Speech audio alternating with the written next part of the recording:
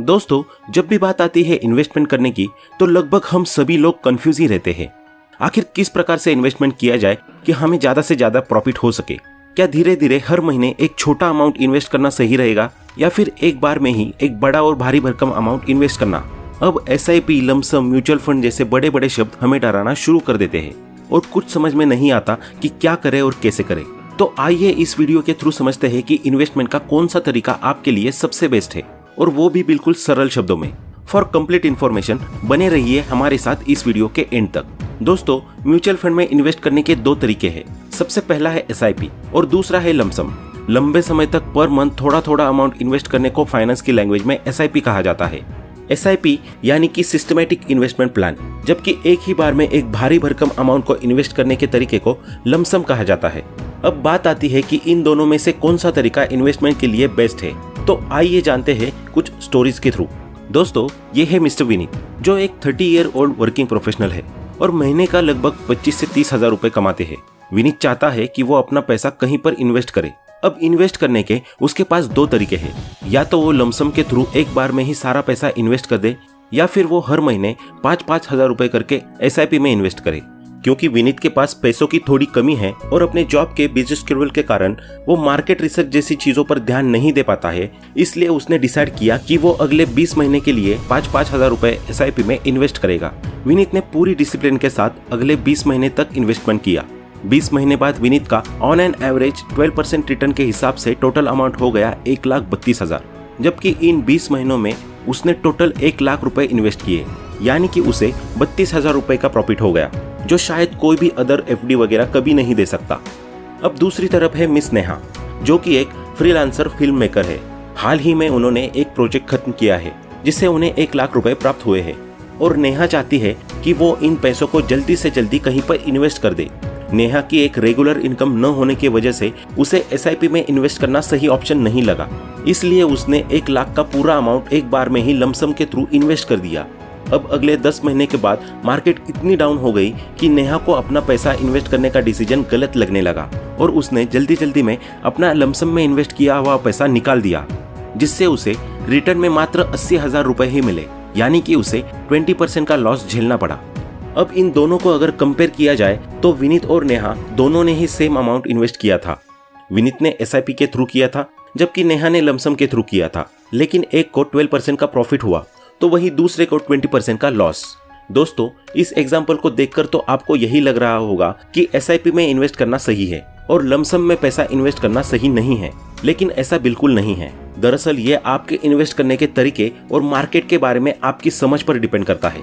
SIP एक ऐसा तरीका है जो लॉन्ग टर्म है और बेरिश मार्केट के लिए बेस्ट ऑप्शन है। वही लमसम एक शॉर्ट टर्म और बुलिश मार्केट के लिए इन्वेस्टमेंट का बेस्ट तरीका है।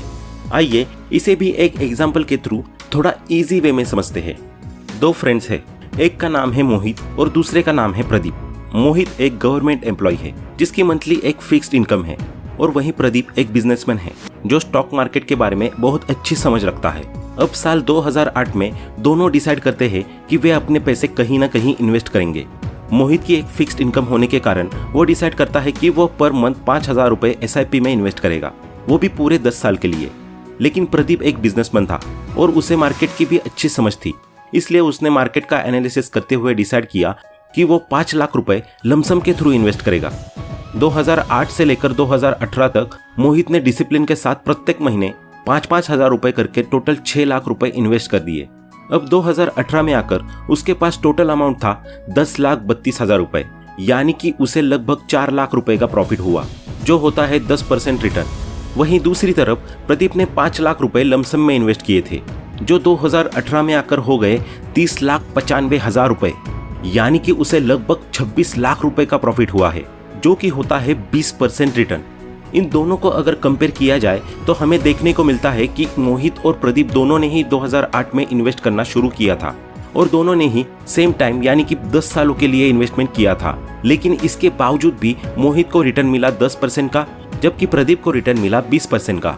तो अब ऐसा नहीं है कि लमसम में इन्वेस्ट करना ज्यादा फायदेमंद होता है। जैसा कि हमने पहले कहा कि ये डिपेंड करता है आपके इन्वेस्टमेंट के तरीके और मार्केट पर कि मार्केट बेयरिश है या बुलिश। अब दूसरे एग्जाम्पल में प्रदीप को मार्केट की अच्छी नॉलेज थी, इसलिए उसे पता था कि 2008 के फाइनेंशियल क्राइसिस के कारण मार्केट फिलहाल बहुत डाउन चली गई है, लेकिन आने वाले समय में मार्केट इस पॉइंट से नीचे नहीं बल्कि ऊपर ही जाएगी, यानी कि मार्केट बुलिश होगी।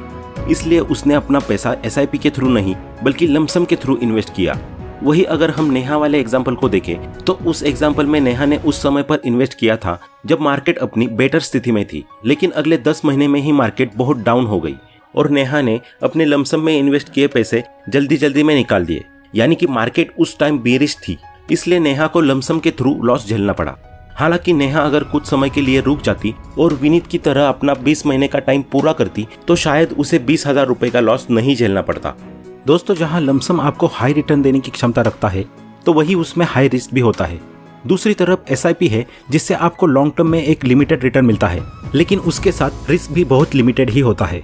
जिस तरीके से हर चीज के प्रोज एंड कॉन्स होते हैं, वैसे ही लमसम और SIP के अपने अपने प्रोज एंड कॉन्स होते हैं। ये फुल्ली डिपेंड करता है आप पर कि आपकी सिचुएशन कैसी है, आपको मार्केट की नॉलेज कितनी है। उसी के हिसाब से डिसाइड होता है कि आप इन्वेस्टमेंट का कौन सा तरीका अपनाएंगे। अगर आप एक कंपनी के एम्प्लॉय है, आपकी एक रेगुलर और एवरेज इनकम है और आप मार्केट में बिगिनर है, या आपके पास बिल्कुल भी टाइम नहीं है मार्केट के बारे में रिसर्च करने का, उसके अप्स एंड डाउन्स देखने का, तो ऐसे में आपके लिए सबसे बेस्ट ऑप्शन है SIP। कुछ लोगों को लगता है कि SIP लोन और EMI की तरह है जो आपको हर महीने भरनी ही पड़ती है, लेकिन दोस्तों ऐसा बिल्कुल भी नहीं है। आप जब चाहे SIP के अमाउंट को जमा करना बंद कर सकते हैं। मान लीजिए आपने 5,000 रुपए का अमाउंट SIP में डालना शुरू किया। आपने सोचा कि ये अमाउंट मैं रेगुलर 5 सालों तक डालूंगा, लेकिन 2 साल बाद कोविड आ गया और आप किसी कंपनी में जॉब कर रहे थे। वो कंपनी सही से न चलने की वजह से आपकी जॉब चली गई। अब आपकी फाइनेंशियल कंडीशन पूरी तरह खराब हो गई और आप SIP के हर महीने 5,000 रुपए भरने में पूरी तरह असमर्थ है। तो ऐसे में EMI और लोन की तरह आपको बैंक से कोई नोटिस नहीं आएगा, बल्कि आप उसी टाइम अपना SIP अमाउंट डिपॉजिट करना बंद कर सकते हैं और आपने पिछले 2 सालों में जितना भी पैसा इन्वेस्ट किया था उसे अगले 3 सालों तक वैसे ही रहने देते हैं, तो उस पर भी आपको रिटर्न मिलता रहेगा। इसके अलावा आप जब चाहे तब SIP को निकाल भी सकते हैं। इसमें फिक्स डिपॉजिट की तरह टाइम की कोई सीमा नहीं है। आपका जब मन करे तब आप अपने SIP के अमाउंट को निकाल सकते हैं। दूसरा, अगर आपकी इनकम बहुत ही बढ़िया है, आप मंथली एक अच्छी खासी इनकम कमा लेते हैं और साथ ही आपके पास इतना टाइम भी है कि आप मार्केट के अप्स एंड डाउन्स को अच्छे तरीके से एनालिसिस कर सकते हैं, तब फिर ऐसी स्थिति में आपके लिए इन्वेस्टमेंट का सबसे सही तरीका लमसम हो सकता है। आप एक बार में एक डिसाइडेड अमाउंट इन्वेस्ट करके मार्केट और अपनी कैलकुलेशंस का यूज करते हुए एक बहुत ही अच्छा प्रॉफिट कमा सकते हैं। लमसम में आप हर महीने एक अमाउंट जमा करने के झंझट से बच जाते हैं और इसमें अन्य इन्वेस्टमेंट्स के कंपैरिजन में कंपाउंडिंग की मात्रा बहुत अधिक देखने को मिल सकती है। दोस्तों, SIP हो या फिर लमसम, इन दोनों ही तरीकों से आप स्मॉल कैप, मिड कैप और लार्ज कैप फंड्स में इन्वेस्टमेंट कर सकते हैं। आइए इन्हें भी समझते हैं बहुत ही सरल शब्दों में। दरअसल सेबी ने इन्वेस्टमेंट को इजी करने के लिए कंपनियों को 3 सेक्शंस में डिवाइड कर दिया है। पहला है लार्ज कैप फंड्स, जहां आप उन कंपनियों में इन्वेस्टमेंट कर सकते हैं जिनकी मार्केट कैपिटल 20,000 करोड़ से भी अधिक है। दूसरा है मिड कैप फंड्स, जहां आप उन कंपनीज में इन्वेस्टमेंट कर सकते हैं जिनकी मार्केट कैपिटल 5,000 करोड़ से लेकर 20,000 करोड़ के बीच में होती है। तीसरा है स्मॉल कैप फंड्स। इस फंड में आप उन कंपनीज में इन्वेस्टमेंट कर सकते हैं जिनकी मार्केट कैपिटल 5,000 करोड़ से कम होती है। तो दोस्तों, अब ये पूरी तरह आप पर डिपेंड करता है कि आप इन्वेस्टमेंट के किस तरीके को अपनाते हैं। आप अपने हिसाब से मार्केट की रिसर्च करिए और जो तरीका आपको अपने लिए सुटेबल लगे उसे अपनाते हुए मार्केट में इन्वेस्ट करिए और बेहतर रिटर्न्स प्राप्त करिए। और आपको ये वीडियो कैसा लगा कमेंट करके जरूर बताएं और चैनल को सब्सक्राइब करना बिल्कुल भी ना भूलें, क्योंकि हम ऐसे ही वैल्यूएबल वीडियोस आपके लिए लाते रहेंगे। Thanks for watching.